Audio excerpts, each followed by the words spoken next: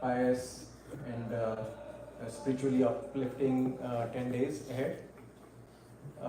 Very pleased to have Shastri Swanubhuti Ji with us today, and she'll be with us for the next 10 days. I just wanted to read out something about her. So not just you people, but the other people who are on right now live on YouTube can also listen to her and her details. Swanubhuti Ji is a Shastri in Jain philosophy and logic, and is an established speaker on Jain spiritualism with various engagements in local, national and international levels. She has taught at the Department of Genealogy in Bombay University or Mumbai University for the past 8 years. She is pretty confident, very fluent in English, Hindi, Sanskrit, and even Prakrit. So, because she has studied all those literatures, and also Prakrit becomes a very important part of the learning as well. She has organized various seminars and workshops across India for youth on relevance of Jainism in practical life. She is also the founder founder director of Learn to Liberate Foundation. And that Learn to Liberate Foundation, what that does is it runs lots of courses in practical Jainism. And that those particular courses, even though Learn to Liberate might not be sounding very immediately to you, but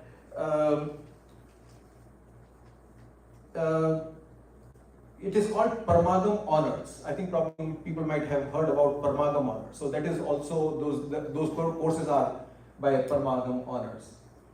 And Paramagam Honors has total of so far 75 batches that they have graduated in a way.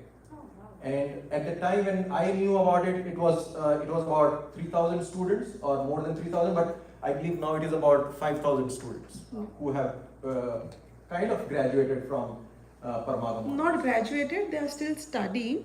Yeah. Okay. Total number of students, that is, yeah. That was as far as her religious parts are concerned. As a professional, she is a management graduate from NMIMS Mumbai, and she is an independent director at Motilal Oswal Financial Services, Motilal Oswal Asset Management, Arihant Capital and Allied Digital Services. She has got a Six Sigma certification done in terms of studies and all. So that this is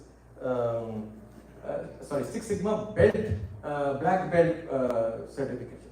So black belt is not is it karate? Yeah, it's not karate.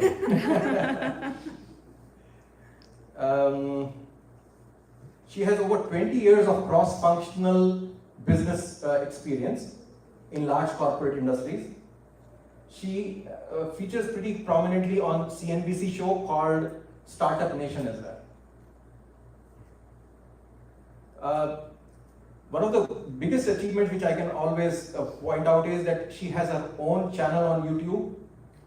If you go to youtube.com/Swanubhuti Jain, you will be able to do that, and it's called, if you search by Practical Jainism, that's what the channel is. It has almost, I think, more than 1,000 lectures on that. So that itself tells leaps and bounds about Swanubhuti Ji. And some of the videos have almost about, if I remember it right, it's been viewed about 30,000 people. So I think we over the next 10 days, I'm pretty sure we'll all be we'll get a lot more knowledge from her, and like the way she said, we'll be able to look within ourselves and introspect ourselves as well. Without much things, I'll pass it back to Swanubhuti Ji for today. Thank you, Narendra Bhai. Thank you. Could you just hand me the remote which is kept there or something which can just... And now, Swanubhuti, since you were asking what we want to hear, if you can like connect some points for practical journalism, that would be really helpful for us. Sure, definitely. I just want to, Oh, you want to? Yeah, increase the height. So anything can. Is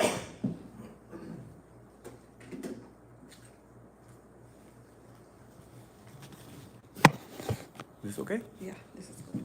Thank you.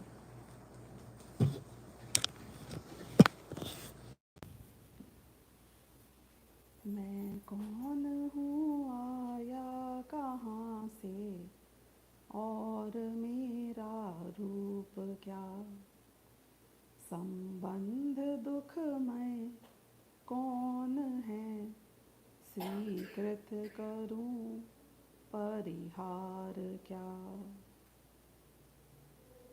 मोक्ष मार्गस्य नेतारं भेत्तारं कर्म भूभृतां ज्ञातारं विश्वतत्त्वानां वन्दे तद्गुणलब्धये.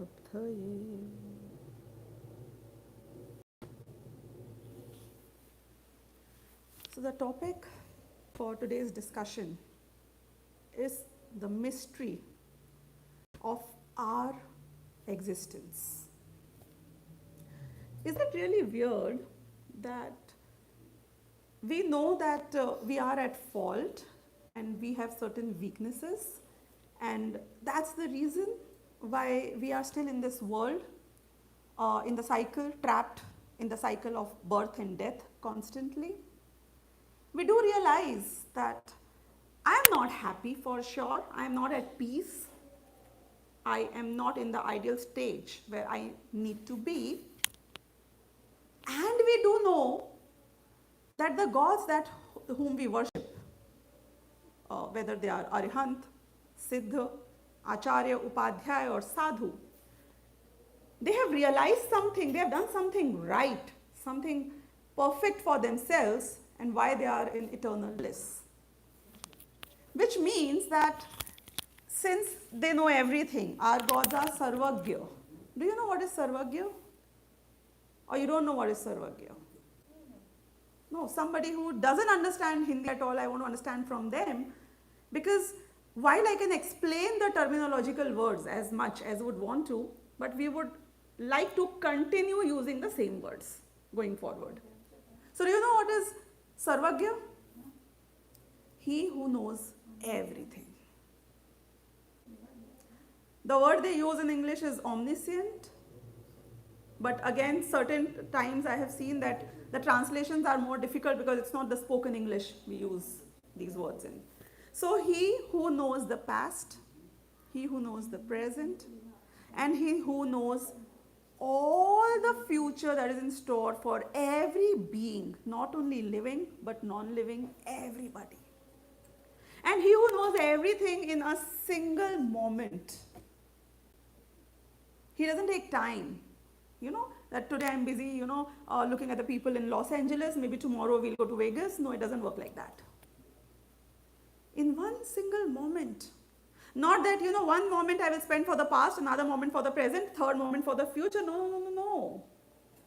They are Sarvagya, Sarva. Sarva means everything, includes everything, no exceptions. And Gya means he knows everybody. So, the one who is Sarvagya, the one who knows everything, and the one who has it in total peace, that's another very important aspect. He is at peace with himself. He's happy, isn't it? Our Sarvagya, they are totally happy. How weird. We want to come to the temple and do a lot of puja. What is puja? Telling the God how great you are. He doesn't know. No, I'm just asking you. Okay, what is bhakti? Telling the God how much in misery we are. He doesn't know. Okay, what's new for him? Why are you telling him? And telling him how will it help you? Oh, it helps you get lighter. Definitely, I do agree. You want to vent out. But how much? You go to a doctor And when you go to a doctor, you tell him your pain points, which is fair. We are talking about the doctors who need to be told the pain points. In fact, if you go back in India and go to the Vaidya, if you have heard of the Vaidya, you know what they usually do is, they will only look at your pulse, your nadi here, and then they will tell you what is your problem. But anyways, okay, still, you feel happy, you want to be heard, you go and tell the doctor, this is my problem, these are my pain points. And then you keep ranting and ranting and ranting. No, listen to me. I am here to tell you my problems. Okay, now God says, listen to me. What is the solution? I don't have the time. Sorry. I got to go. I am done. Huh? Isn't it weird? Why I am telling you this is because the Paryushan Parv or the Das Lakshan Parv, whatever names you want to call them, these 8 or 10 days in the entire year, these are the time when you get to detox yourself. Everybody understands detoxing these days, I'm sure? Okay. So, what you do is, you accumulate a lot of poison. A lot of poison across the year, and then what you do is you go and you detox. Why? So that you get rid of it, so that you are ready to accumulate more from next day onwards. You start afresh. So, you take a bath every day in the morning. Are you clean only when you are taking a bath? No, the cleanliness lingers on till the dust or the dirt accumulates. Again you need to take a bath. Now these 10 days are the time when you detox your soul. The detox of the body we all know, we are very well versed with. But does the soul needs to be detoxed? Yes, it does, isn't it? It's very important. That will happen when you realize that you are toxic, isn't it? You have accumulated a lot of toxins. But we just want to celebrate the 10 days, telling your pain points, telling about your problems, doing a lot of bhakti and puja. Not that you shouldn't do it. It's good to vent out. But then when somebody, you call the doctor from India. No, the doctor is not from India, the postman is from India. The doctor is Bhagwan Mahavir, and he will tell you that, okay, these are the ways to get rid of your problems. But are we willing to listen to that? Do we have the time? Do we have the interest? Where do you get that knowledge? You get that in the Shastra, in the Agam. And that Agam that you have, that comes from the knowledge of the Sarvagya. He who is not inferring, who has not listened at something and then he's coming and telling you. He's seen it all directly and he is seeing it all right now. So one very important thing which I want as a starting note to our entire conversation is, whatever I am, this is a disclaimer, whatever I am sharing with you here is not what I feel is right and wrong, is not what I feel it should be.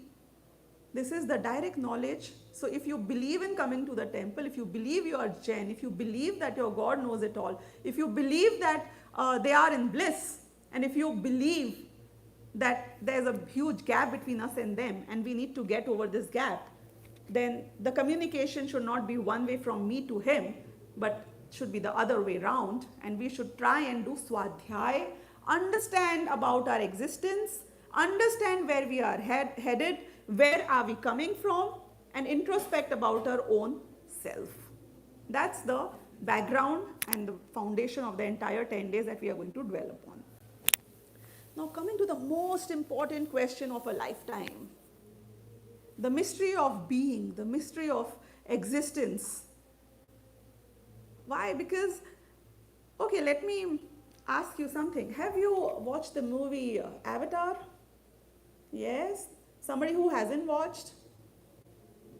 Almost Navi guys. And I think that guy was Jake, who gets into the body of the Navi. Right? Now just imagine, people who have watched the movie, you can get back to the screenshots when this happened. This guy Jake, he had been, he was lame. He lost his leg. He hurt his leg in one of the wars. and he's being taken to become the avatar of the Navi, you know. Now he can't walk, right? Obviously, because he's got a bad leg, and he's made to sleep in that whatever you call it, incubator, and his memory is transplanted in the body, a new fresh body which is made, which looks like a Navi, so that they merge into the Navi population.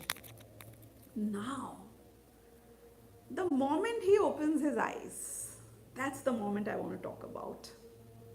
He opens his eyes as a Navi. He opens his eyes as the avatar he has taken. And when he opens his eyes, he looks at his fingers. And he's trying to understand, is this me? Which part? The one which looks like not how my hands looked like earlier? Or you know, the sensation, I want to move my fingers and I can move. So this is me. And then he's looking at himself. And he couldn't walk earlier, you know that, right? But now he tries to stand and he sees that he can hop, skip and jump and he can run. And you remember that moment when he is everywhere trying to just escape and see how he can move around. Now what really happens after that moment in the movie? I'm asking you. I'll ask you a lot of questions, okay? The first one. There are the born Navis. Navi is the what do you call a cultural, it's a different, you know that, right? It's a different, what do you call it? What is it? It's a tribe on another planet, right? So it's a tribe on another planet. Now people who are born as Navi, what is the difference between them and Jake, who has taken an avatar as a Navi? That's my first question to you all. Okay, that is one part. Exactly. Perfect. There you are. People who were born as Navi, they thought they are Navi. They are traditional born Navi. Isn't it? Okay, I'll ask you one question. Are you Americans? Yes and no. You don't have a green card yet? By heart we are Indians. We are and we are not. What is the difference between you, and I'm talking about a few of you who are born also here, okay? What is the difference between the, Indian origin kids who are born in America compared to the American kids who are born in America? The tribe who is born as a tribe and a Jake who is taking new birth in a new avatar of a Navi tribe. What is the difference? There is a difference. Why? Because at heart you feel, no, I am not American, I am Indian. Isn't it? You have a certain kind of a Bhed Vigyan. That Jake, he realized that I am not this body, I am not this tribe, I am not to them. He was there to be an insider, to make sure that it gets totally captured by the humans, isn't it? He was actually an enemy of the tribe when he reached there. And what about the Navis? Oh, they thought they were Navis. So, I'm talking about her existence. When I take birth, when I am born, as a child, you don't remember. But you know what? First time you saw your fingers and you were trying to understand, oh, this is me. You were born in the body. And you started relating to the existence of the body as your own existence, because the moment you tried to stand, you tried to be independent, you tried to walk, you saw the legs coming up, you saw your legs moving. The moment you went in front of a mirror and you were looking at your face, what face you saw was the body, isn't it? So what really happened with me is, when I was born here as a human being, I started feeling that this body, the way I know it, the name that people call me by, Everybody is like, Kishore bhai, Kishore bhai, Kishore bhai, Kishore, Kishore. So now I know, okay, Kishore is me.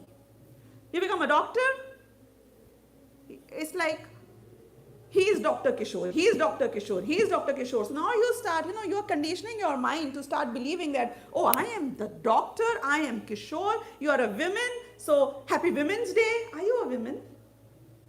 No, I am told, and the way I look at myself and I feel I am the woman. How long? For how long have you been a woman? For how long will you be a woman? Huh? How long you have been a Kishore bhai? For how long will you be Arvind bhai? How long? The way you look at yourself in the mirror, don't you see yourself transforming every day? You had hair back then, right? I'm sure. That was you or this is you?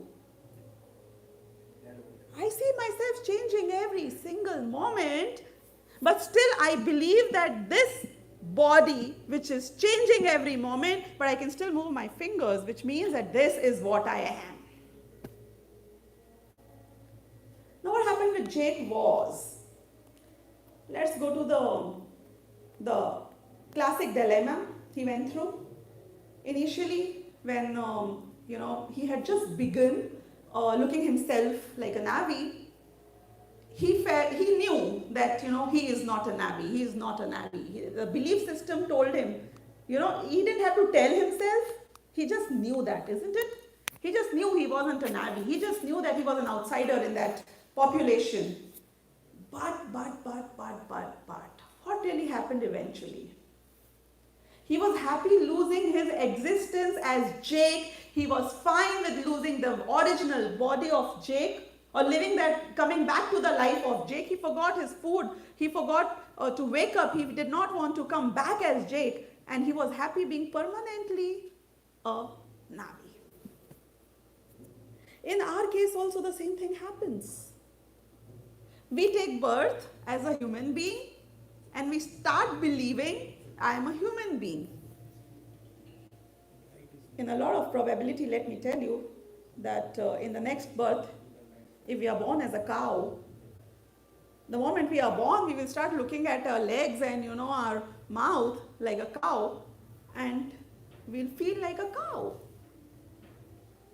Another next birth, if we are an owl, we start feeling I am an owl. Now, why am I giving you examples of like cows and owls? I mean, couldn't I give you a better example like a Devgati probably? Or again, human being, I would have preferred that. Didn't you? Probably. So let me tell you one thing, and I don't want to scare you off, but the fact is, have you heard about the 6 aras? The 6 kal? Yes. No? Sorry? 6 aras, 6 kal. Yeah, we are in the 5th kal right now. Yeah, don't call it Kalyug. It's called, Dukhma, and then you are heading to Dukhma, which is Pancham kal. So let's stick to that. Because that Kalyug and things are not our vocabulary. So anyways, in 6th kal, 100% of the human beings will go to Narak. Do you know that? 100% of the human beings will be non-vegetarian. 100% of the human beings will have no relationships like marriage. They will only have live-ins, and live-ins also won't last much longer. That's the way it's going to be. Now, coming to the 5th kal that we are in, maximum human beings that we know are going to go to Tiryanjagati. They will be reborn as animals. Do you know that? Really? And why so? Logically, scientifically, can you prove it? Yes, I can. And what is the logic and what is the science? So, I'll just give you a very sneak peek into this because I'm not sure how much you know about Dhyan. There's Artha Dhyan, there's Raudra Dhyan. The way you feel, so you must have heard of manifestations, right? The way you feel, there's something called as Nidan. There are certain leshas that you have. The way you feel, is what you get. Now, most of us, we have got a kind of a body that we live in, which is made of like a Chinese product. You know what is the speciality of a Chinese product? Right, perfect. The shelf life is very short. So you can't, expect to, use it forever and forever. The bell curve comes very fast, it's quick. So in fourth kal, in third kal, in second kal, in first kal, we were made to last. We were made to last. You could live for thousands and crores of years and still your body was fine. In our case, how does it work out? You are destined by the quality of your making of the body to deteriorate in a very short lifespan. Some people, my grandfathers probably, they could probably have a healthier life till 60s and 70s and 80s. In our case, I think with 40s, we start, getting a lot of ailments, and this is only going to go down in the sixth kal. Now, what does that entail is that, we all should be prepared for sickness, for being ill, for, falling down and getting broken. Why? Because our body, our bones, everything is only as good. So which means that most of us will definitely have a bad time on our health. Internally, externally, whatever cost, but it will definitely be. And if we just keep cribbing about your body, cribbing about your health, cribbing about the pains in the body, where we are going to end up is, if we feel one with the body, we are going to end up with a lot of artha dhyan, which means cribbing, being, being sad about your problems all the time. And if that is what is you're going to die with, then people who die with artha dhyan, people who die cribbing, they definitely, the next birth that they get is of an animal or a tiryanshkati. Now, what is most critical to understand here, and where Jainism comes in and where this detox is going to help you, is the mystery of our existence is going to prove my existence is not the existence of the body. The body is not me, because I am beyond what is visible to you. You have to realize you are not what you relate yourself with day in and day out. Because if you are successful in doing that, then the pains of the body will stop bothering you, isn't it? And once they stop bothering you, you can focus on the right things and you can find the bliss that we are seeking. So this is why this is very, very critical and important to understand. Now, getting to the next stage, the third stage of the entire discussion is, so I don't think a soul exists, isn't it? No, it's okay. I am born Jain. It's okay. I come to the temple. It's okay. My heart says that what my forefathers said could be true, should be true. Maybe it's true, but yeah, who knows? I haven't seen the soul. I can't see any soul. So how do you prove logically and scientifically that you do exist apart from this body's existence? You are somebody else and not the body. That's the most important part. We need to decide, not with your heart. You have to decide logically of yourself. So let me ask you again a few questions here. I do know that, that the body undergoes a lot of changes in the lifetime.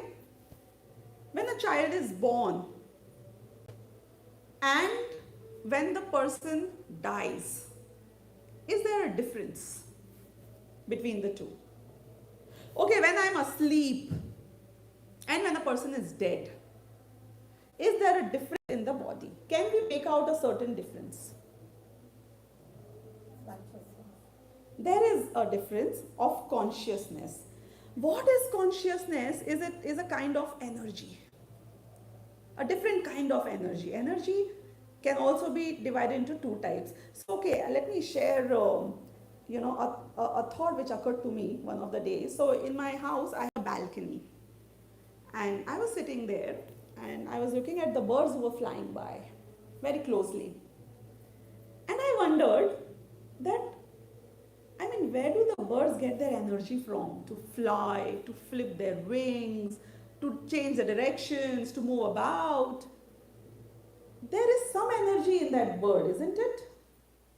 Even in the bird, who's not as intelligent probably as we are, they have reflexes, there's some energy. So I watched this movie, URI. I don't know if you have watched that, Uri. It was a sting operation which India did on Pakistan. And what they really did in that movie was, they sent out, what do you call that? Drone, which was in the shape of a bird. And that drone needed to be charged, isn't it? Because if there's no energy in the drone, then the bird wouldn't fly. I was wondering, I had watched that movie and I was looking at this real bird. That drone, if it gets discharged, it will fall down immediately. That drone, if it is shot at, it does not make a difference to the drone because the drone has got no feelings. That drone, I mean, that also flies exactly like a bird, but doesn't need to be fed. Isn't it? It doesn't fight. It's just a mechanical thing which has got a lot of energy. So one thing which I realized was that this bird, when this bird was born, it was never charged. Nobody is, regulating or managing the bird, where it should go, how it should go. In case of a drone, somebody is handling the drone, isn't it? In case of the bird himself or itself, whatever, regulates the direction, what it needs to do, go up, go down, perch anywhere. Everything is done by the bird. There's a big difference, isn't it? Big difference in the energy levels of the drone and the energy levels of the bird. I can't see the energy either of the drone or the bird. I can only see the wings flipping. But I do know for sure that there is some energy inside the drone, and there is some energy which is stronger than the energy which is there in the drone, because for a drone you need somebody else who is thinking, regulating, charging. But in case of a bird, the bird does it all. Nobody teaches the bird anything. If a bird is without parents, will the bird learn to fly? Yes. So, if I use a little bit of my brains and try to understand that does energy exist? Universally, I'm just talking about energy, okay? Talk about science. Does energy exist? These fans are running. How? How come? Is there some energy which is fueling the movement of the fan? There's some energy which is fueling the movement of my fingers, isn't it? One thing is for sure, there is energy. Now let's talk about the energy which is running the drone, which is running the fan, or any kind of energy which exists out there, which is made up of matter, which is mechanical. Every time I switch the button of the fan on, the fan runs in the same similar fashion, repeat mode. There are two types of energies. One energy, which is like the energy of the drone. The scientists say that energy never ceases to exist. It only changes forms. Amazing! And we believe that? Do you believe that energy only changes forms? It feels like it has vanished, but it doesn't. It feels like it's, created anew, but it doesn't. So if a lame energy, which does not even have consciousness, which does not have a will, which does not, which needs to be charged, regulated, it's dependent on so many other things, and this energy, which will only work in repeat mode, isn't it? The energy of matter will only ever work in repeat mode, which means that Pudgal is mechanical in nature. What is Pudgal? Matter. Matter, matter. Anything that you can touch, anything that you can taste, anything that you can see, all of this is matter. So the material energy, if that exists, you can't see it. Can you see the current in the wire? No, but it exists. Is the wire the current? How do you know that? Because I have seen dead wire and I have seen live wire, and there's a huge difference. I can touch a dead wire, I can't touch a live wire. There is a difference, for sure. So similarly, there's another level of energy, which is consciousness, which I can see in a body when it is alive, which I miss in a body which is called dead, So it means that this energy cannot just go out of the blue anywhere and vanish, isn't it? It has to change form. And when this energy changes form, where does it go? Add 2 plus 2, you will get 4. How come? Do you see that in the womb of a mother, suddenly a life comes from nowhere? And you call it a child. The child even looks like a child when you just conceive? No. But you know that the energy is still there. You know when that mother dies, when she's pregnant, you have killed 2 lives and not 1. Because that life is different than the life of the mother. You know that the mother may die and the child may live. Yes, you have heard about Bindusar's story, the son of the father of Ashoka the Great, the son of Chandragupta Maurya. When the mother when Bindusar was conceived and she was the wife of Chandragupta Maurya. You have heard of Chandragupta Maurya, I'm sure, right? He was a big emperor. So Chandragupta Maurya was given slow poison by Chanakya all his life. Now slow poison was not to kill him. That slow poison was to make him a Vish Purush. What is a Vish Purush? Is a poison man. So because in case of the kings, they had so many enemies and they had a very high probability of being poisoned and dying from getting poisoned. So what he did was he fed him small amount of poison every day so that he becomes immune to poison. But that makes the man poisonous for people who are normal. So, when the wife of Chandragupta Maurya was in the almost due to deliver and they were having lunch together and the wife did not know about this. So, she kind of tried to have from the same, thing which Chandragupta Maurya was eating and she had it and she got poisoned. And as soon as she got poisoned, the mother and the child both would have died. So what Chandragupta Maurya did, what Chanakya did was, he quickly got her, cut open her stomach because he knew that she is anyways going to die. You can't save her anymore. But you can save the child because the child is due anytime. So he saved the child, but a little bit of poison had reached his head and hence he had a bindu on his forehead and hence he was called Bindusar. So the moment he was born, his mother of course was dead. Now what I'm just trying to say, the mother was poisoned, the child was not. Are there 2 lives? The child dies in the womb and is removed. The mother doesn't die. The mother dies, the child doesn't die, which means it is 2 different energies, 2 different existence, 2 different souls, as we call this energy. So coming back to the point of, does soul exist? I am asking you, does energy exist? Do you experience energy day in and day out? If the material energy exists, can't you feel the energy of a soul in living beings? Have you seen a mimosa plant? Touch me not. It reacts. How come? What energy? Are you charging the plant every night? Huh? How does it work?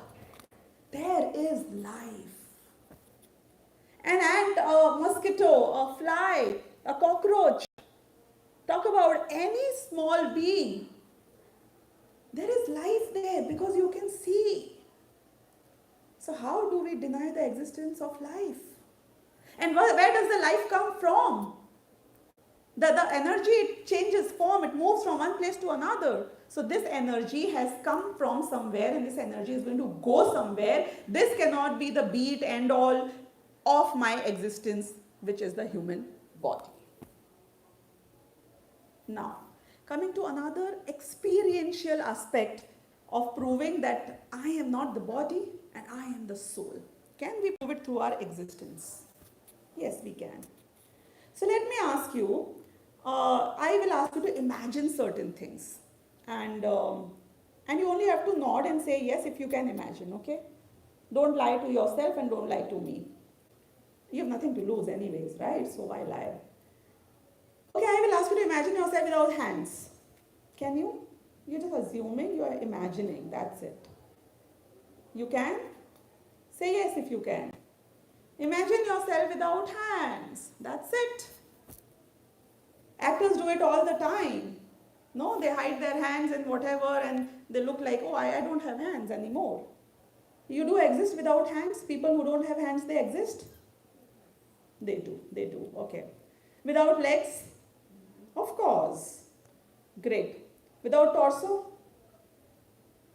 Imagine, go for a horror movie. Imagine. I'm just asking you to imagine. I close my eyes, I imagine myself. I draw a picture or, in whatever form I imagine myself. Without the torso, I can only see the head.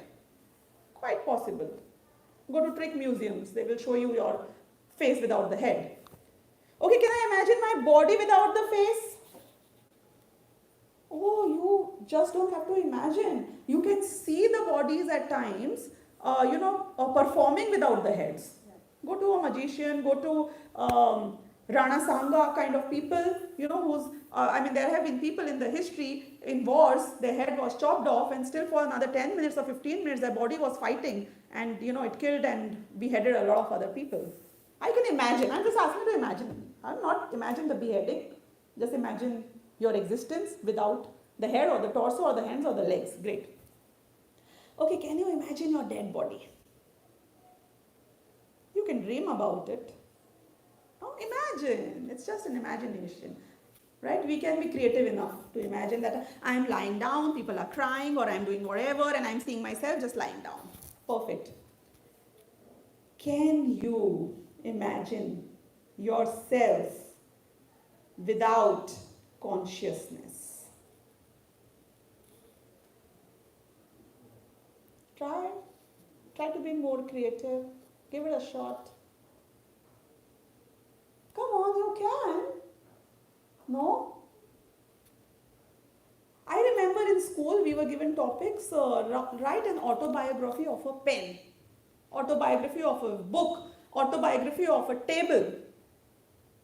So I started imagining myself as a table and, I am lying there and they're putting things on me and I have nothing to do.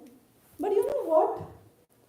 I just realized that I'm not imagining myself as a table anymore because the table doesn't have life and I'm still feeling that I am not aware of anything. I can't do anything. I can't move. But I'm aware of the fact that I can't. You are not away from the consciousness still, isn't it? Because as a table, the table is not conscious, but you're being conscious of the fact that you're not conscious. So are you conscious or you're not conscious? Imagine yourself. I don't know anything. Good. But do you know that you don't know anything? Imagine. You can't. Why? Because that is what you are, isn't it? That is what I am. Experience it. Third logic. I is V. No, I'm just asking you. I is V. Or W-E-V. Which means I is singular or I is plural? For sure? I cannot be 2, I cannot be 3, I cannot be we ever. I may talk as much. We are trying to do this for the community. But you know that I is not we at any given moment. Ever, right? Which means that I am 1. I cannot be 2. If there are 2 things here, there's a body and there's a soul. There's an energy, there's consciousness, and there is a body. I cannot be 2. I cannot be we. I have to be one of these, isn't it? Because I am singular. I am 1. So if I am going to be 1, decide. You are the one who is going to the grave, who is getting burned. You are the one who is moving in another form. Which one are you amongst the 2? Because 2 things have been established here, because I have seen a live body, I have seen a dead body. I have seen life. I can infer life. I can feel my life. I can feel consciousness. I feel the body contingently. You get paralysis, you don't feel the body. You want to feel the body, you feel the body. You don't want to feel the body, you don't feel the body. Ask a kid when he's playing and he gets hurt. And you ask him, where did you get hurt? How did you get the cut? Oh, I don't know. Whose body? Who got the cut? Your body got the cut. How come you don't know? Because the body is not you. As simple as that. So when do you realize that you got hurt, you got cut?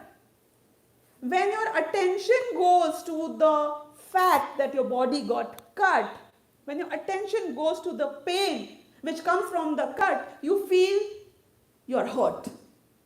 If your attention is elsewhere, what is contingent and what is compulsory?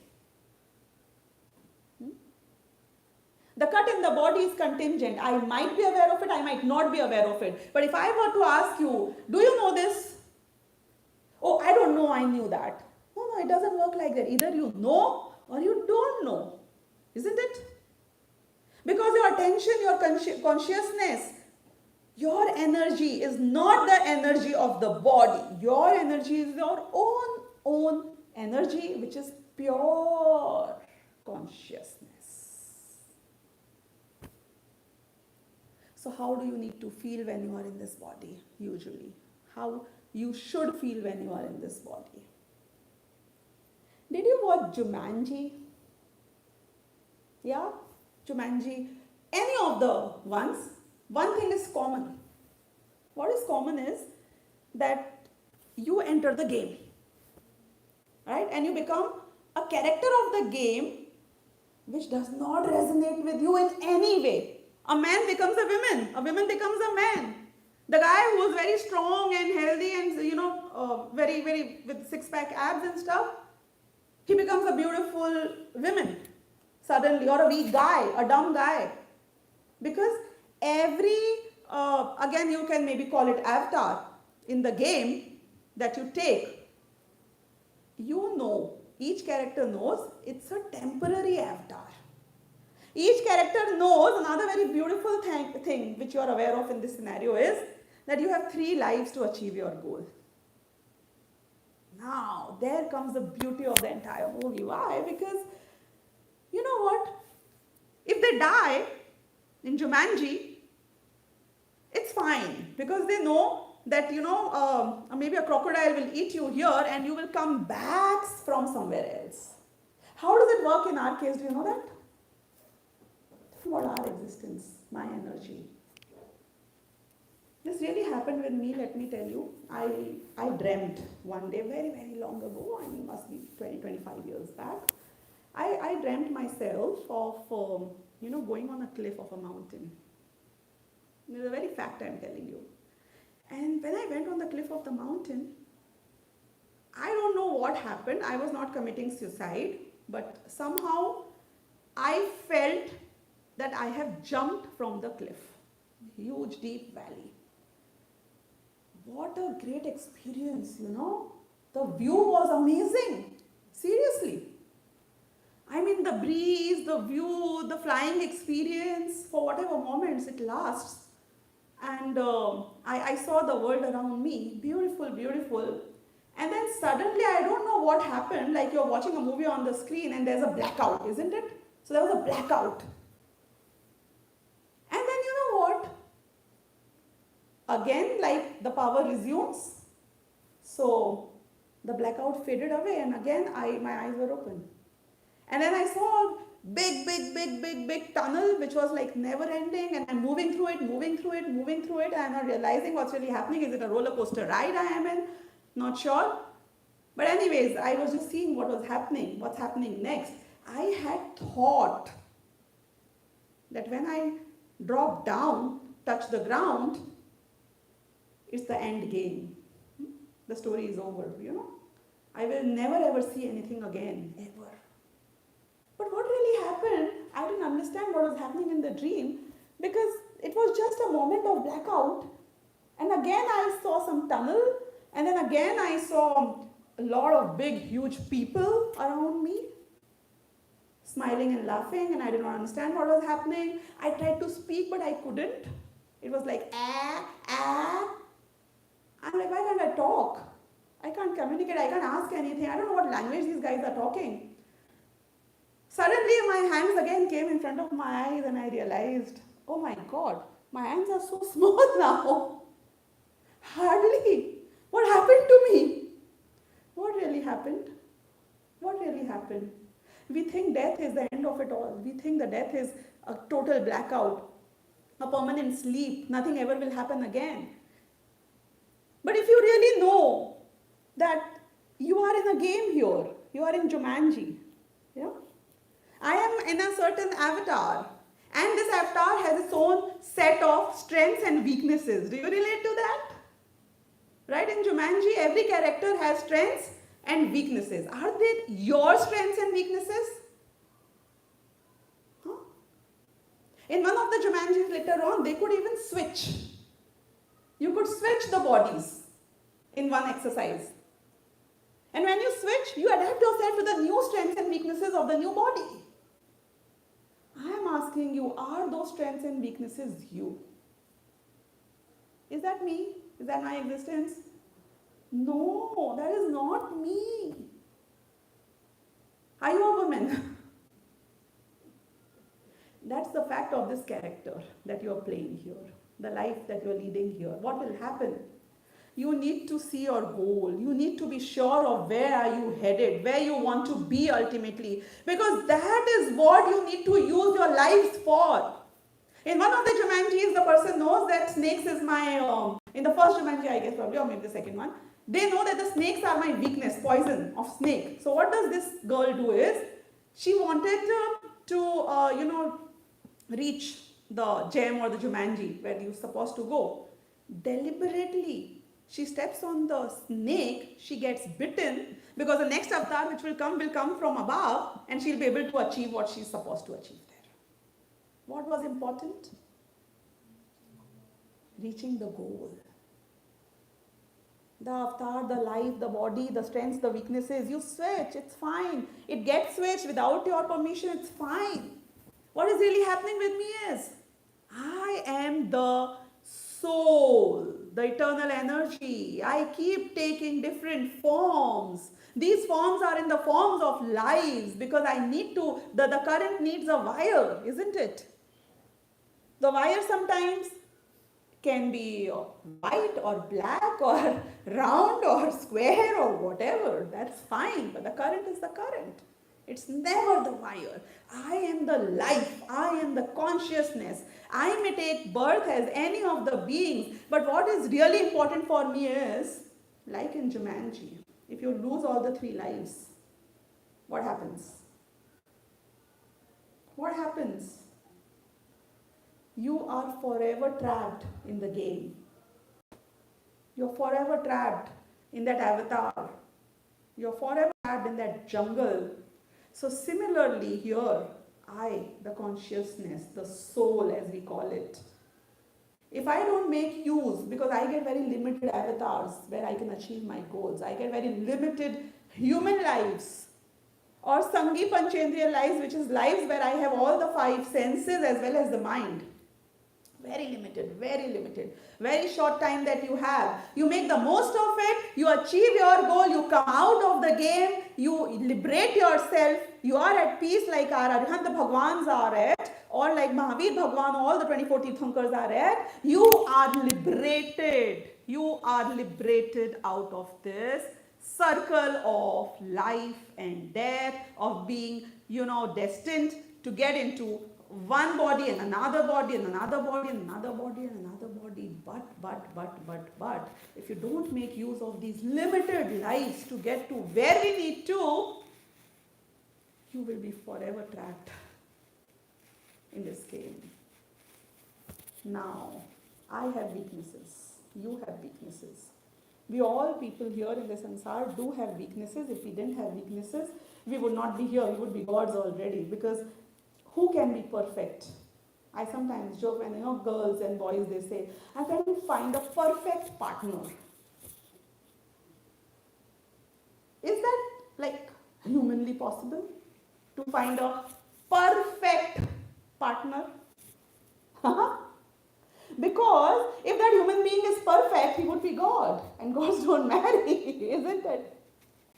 You are human because you have weaknesses. And then another thing is that who told you that even if somebody is, conducive to you at one given point in time, he will change, isn't it? Every human being undergoes tremendous change every moment in their lives. People change, situations change, your own karmas change. So what is the best way? Best way is not to keep making things right here in this world, because in sansar you will never find perfection. In sansar you will never find bliss. Because if bliss was here, why did Bhagwan Mahavir had to go all the way up there? He could have made this world a better place to live, with so much of bliss everywhere. He could have done so much good here, because other siddhas don't need him there, isn't it? We need him here to tell us so many things. We are the unhappier ones, we are the imperfect ones. But he went and joined the tribe of the perfect souls up there, because he knows that this world can never be made perfect. I have again, I guess, last couple of minutes, and I want to touch one part here. So, you were suggesting a topic which was like making the world around us better. We all want to make this world a better place to live. You know what? If you really are so keen to make the world a better place to live, why don't you go straight to the hell? Huh? No, what am I trying to say? Because there's a lot of room for improvement there first. They are in crisis, isn't it? They need so much more. And if you are in a better place to give, why not go and start from there? Go in the jungle, go in the forest. Make the world a better place for the animals. But you know what we'll say? These beings went to hell, to Narak all the way, because, you know, if you are a Hitler, and if you gas so many people, and they can only kill you once here, how do you get paid back for your deeds? If you have eaten a lot of non-veg, if you have killed a lot of people, you have killed, say for example, 5 million lives, you need to die 5 million times for that, isn't it? But in this life, you can only die once. So there is a provision, there is a place where you can die as many times, isn't it? Because every moment you die there, every moment people are there to kill you. So that place, the ecosystem of that place is made for the people who deserve to be there. What am I trying to imply? You know, whatever you do and whatever you don't, we are headed towards 6th Kal. There will be no sun after the end of the 5th Kal. There will be no agriculture, there will be no vegetables, people will be 100% non-vegetarian and they will eat it raw. There will be no fire. This is all going to happen anyways. Whatever you try to do, if a pralaya is going to come on a certain day, I mean, all these atom bombs that we are creating are going to backfire on us and it's going to destroy everything around us. And whatever bad you do or whatever good you do to this earth, the pralaya will happen when it has to happen.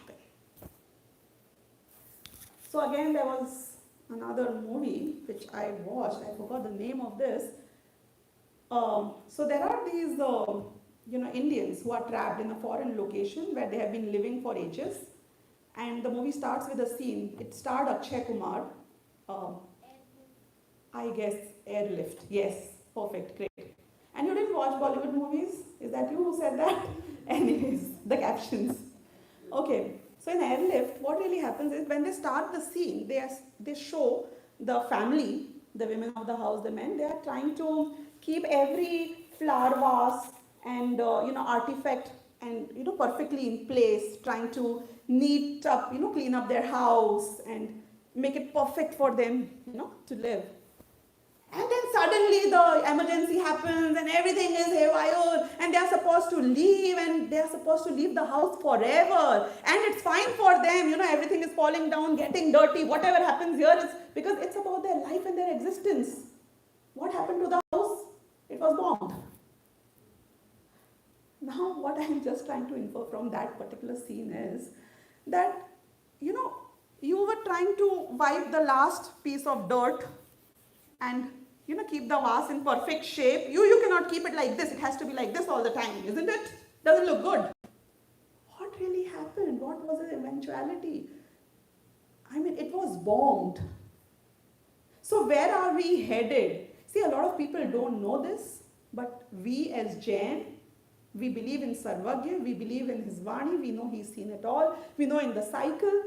The cycle is going towards sixth kal, it's going towards pralay. So, global warming, what is it to happen?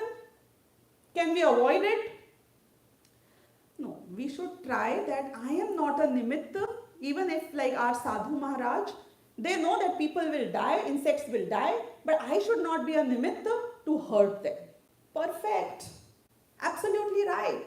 I should not be a nimitta to global warming. I should not be a nimitta to any hinsa. I should not be a nimitta to anything bad in this world. I should not make it dirty. I should be kind. I should help. I will do all in my power to make this world a better place to live, but only as much. Because you have your limitations. So what do you do? What do you do? What we need to do is do what Bhagwan Mahavir did. What did he do? He stayed here to clean the house and make everything perfect. The vase should not move from here to there. No.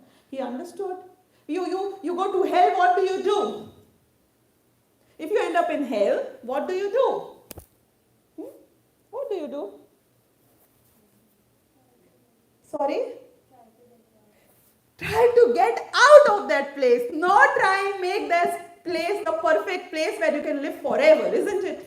You don't try to find peace there. You try to come out of it as soon as possible. In airlift, what did all the Indians try to do? Solve all the problems of that country? No. They wanted to come back to India. Get airlifted. Even we need to get airlifted. No? Lift ourselves. Get out of this world. Get to the world where you can stay in peace. And before we go to that world, is peace possible in this life and here and now? It is. Not the Ananta Sukh which they are experiencing, but yes, we can still find peace here. To whatever extent possible, that's fine. What's important to know is you are in the avatar. You are in a form, and this form is going to change, and you are not this form because you are the current, you are not the vibe. So with this, we need to be comfortable with our existence as the souls and not as the existence of the body, which I think I am. So I think our time is also up now. So we will take an end here, and I'm open to question and answers if you need to ask any. Where are you right now? In the avatar or in the soul? So I can see a lot of faces contemplating a lot. Have a good sleep today and think about our existence before we sleep tonight. Okay. Yes. Anybody has any questions? Okay, so then we'll end our lecture today then. Yeah, okay.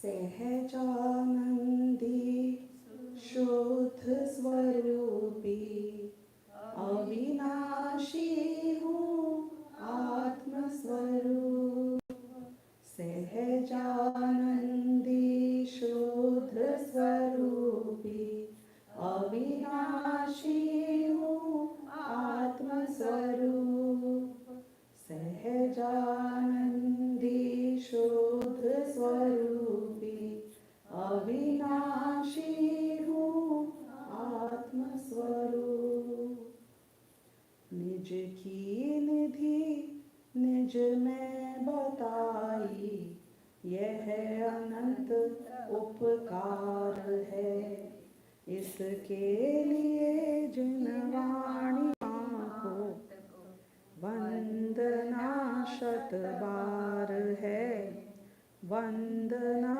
शत बार